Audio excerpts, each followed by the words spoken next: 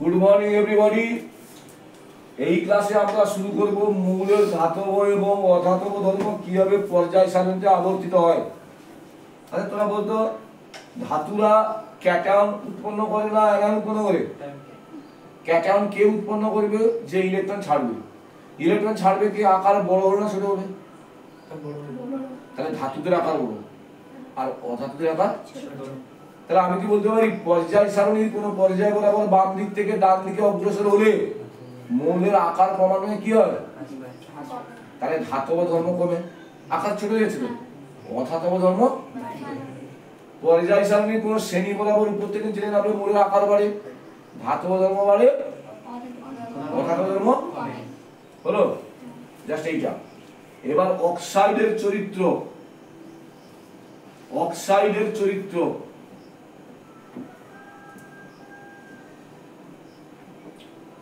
ধাতুর অক্সাইড কি হয়? আম্লিক না ক্ষারীয়?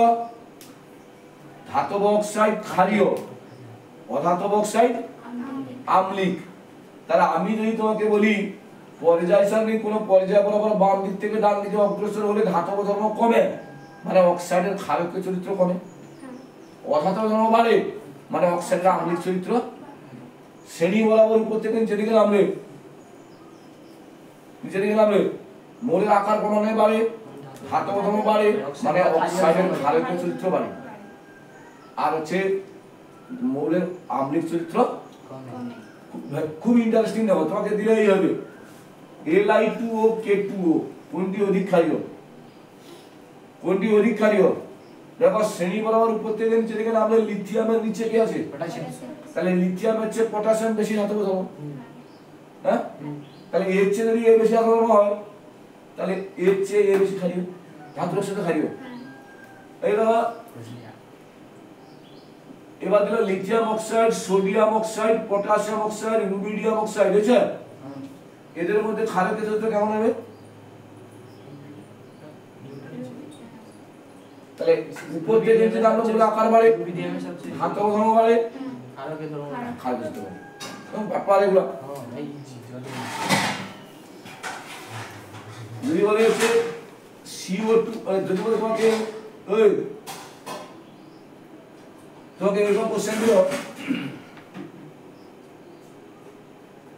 Na2O MgO কোনটি অধিক ক্ষারীয়? Na2O কেন হলো? পর্যায় বরাবর গেলে সোডিয়ামের পরে ম্যাগনেসিয়াম, মানে আকার ছোট, ধাতব ধর্ম কম, অক্সাইডের ক্ষারকীয় ধর্ম কম। এইগুলোই পালিত হচ্ছে না, শুধু পর্যায় সেটা জানাগুলোই হবে। এবার দেখো জারণ ও বিজারণ ধর্ম, জারণ ও বিজারণ ধর্ম।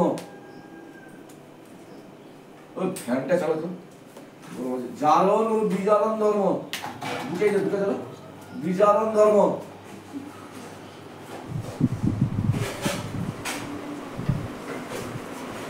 জারণ ও বিজারণ ধর্ম ওই ধাতুরাই দেখ এম একটা মৌল, এ যদি ইলেকট্রন বর্জন করে তাহলে কি হয়? M প্লাস একটা জারণ বিক্রিয়া, বিজারণ বিক্রিয়া, জারণ। আচ্ছা M প্লাস কি M মাইনাস বলো, এটা কি বিক্রিয়া? জারণ বিক্রিয়া। কে অংশগ্রহণ করে? ইলেকট্রন সবাই তো করে। আচ্ছা এরকম বলবো না, জারণ বিক্রিয়ায় কে অংশগ্রহণ করে? জারণ বিক্রিয়া অংশগ্রহণ করে বিজারক পদার্থ। পাকা কাকে ভালোবাসে? শোল মাছকে। কাঁচা আম কাকে ভালোবাসে? শোল মাছকে। কাঁচা আমরা শোল মাছ টক হয়নি।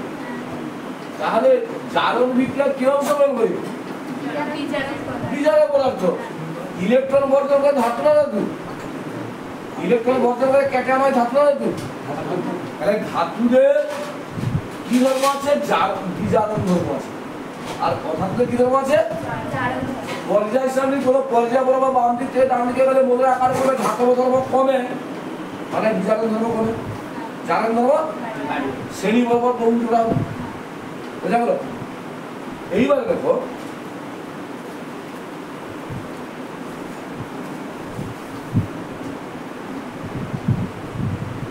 আমরা যে জিনিসটা বলতেছি, আর তোমার যদি পরীক্ষা করে যে মৌলের এমন একটা ধর্ম উল্লেখ করো যেটা পর্যায়গত নয়, এবারে মাধ্যমিকে বসে দেবে